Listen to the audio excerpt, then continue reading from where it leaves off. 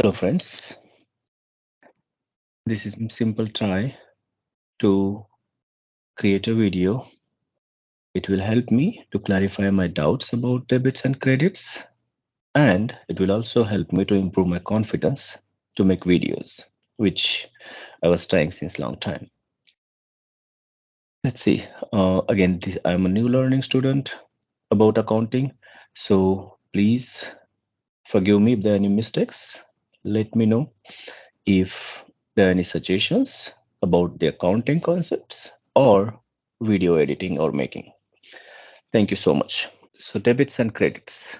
I see there's a lot of confusion about when to debit, when to credit. So let's try to clarify a little bit. Remember the basic accounting equation, assets equal to liabilities and equity. So we all know the various assets like short-term assets or current assets, cash, accounting receivables, inventory, non-current asset or long-term assets like plants, properties, equipments, and also every year we add usually a straight line depreciation, and that depreciation gets accumulated. Say for example, computers depreciation, software depreciation, property depreciation, plant depreciation, furniture depreciation. All these depreciations get accumulated, and that reduces the PP&E, or that reduces the assets. Hence, accumulated depreciations increase, reduces total asset values. That's why it is marked in red. Equal to liabilities and equities. Liabilities, again, there are various liabilities like account payable, bank loan payable, rent, utility, salary payable, and so on. Equities is very interesting. There is a paid in capital, the amount invested by the initial investors or the amount given by more investors. Dividend paid to investors. So if dividend increase, equity reduces. That's why again it is in red. Retained earning. Retained earning usually has two parts, revenue and expenses, or also it includes cost of goods sold. Whenever we sell some inventory or sell some items, we add the cost of goods sold during that time and reduce the inventory. So in expenses and cost of goods sold, if they increase, your retained earning reduces, which again reduces the equity. So remember, accumulated depreciation, dividend, expenses, cost of goods sold are shown in red. If they increase, the respective asset or equity reduces. This is very important. Now, when the asset increase, we call it debit. When the liability or equity increase, we call it credit. Same way, if the asset reduce, credit. If the liability or equity reduce, it's a debit. So example, if the cash increases, it's a debit. If the cash reduces, it's credit. If accumulated depreciation increase, it will reduce asset, so it's credit. Same thing with dividend. If dividend increase, equity reduces, and reduction in equity is debit. Hope that's clear. So please remember the red part very clearly. Other part is simple. Asset increase, debit. Asset decrease, credit. Liability or equity increase, credit. Liability or equity reduce, debit. Remember, there's nothing like credit or debit. So when we get a bank account, when we deal with our bank accounts, we say, hey, this much is credited, this much is debited. So credit is bad or debit is bad. No, nothing is bad. They are just balancing each other. Credit and debit are just two parts of the coin, head or tail. They're not true, they're not bad, good. They're just two sides of the coin.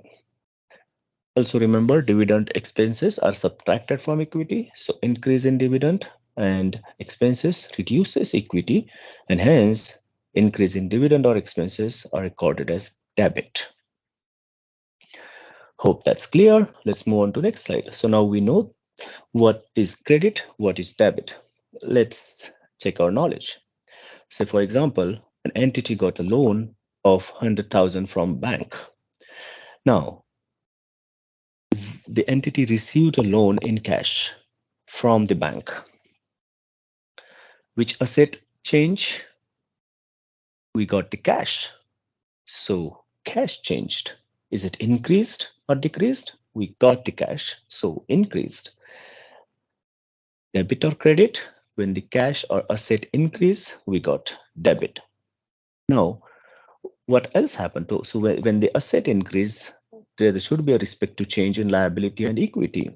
So let's see what changed in liability and equity. We got the bank loan. So bank loan payable will change. That's a liability. Which liability changed? Bank loan payable. Is it increased or decreased? So bank loan payable increased. And when a liability increases, we got a debit or credit. Correct. Credit. So now we got a debit of 100,000 and we got a credit of 100,000. So your balance sheet will look like this. Your cash assets increased, liability decreased. Again, I'm ignoring all other parts of balance sheet. And the journal entry will look like, first we always record a debit transaction, and second we always record a credit transaction, and the both should be same, debit and credit amount. So cash debited 100,000, bank loan payable credited 100,000. Hope is clear. Again, I would appreciate if you comment, questions, like. Now the second example. Again, remember all our equation in the slide one, and let's see the second case.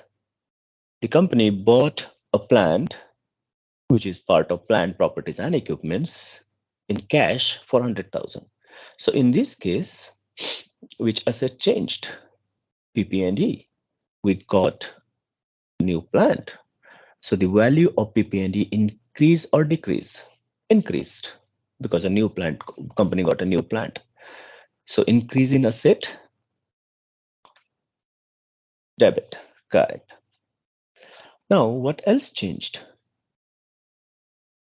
We got the PPE in cash.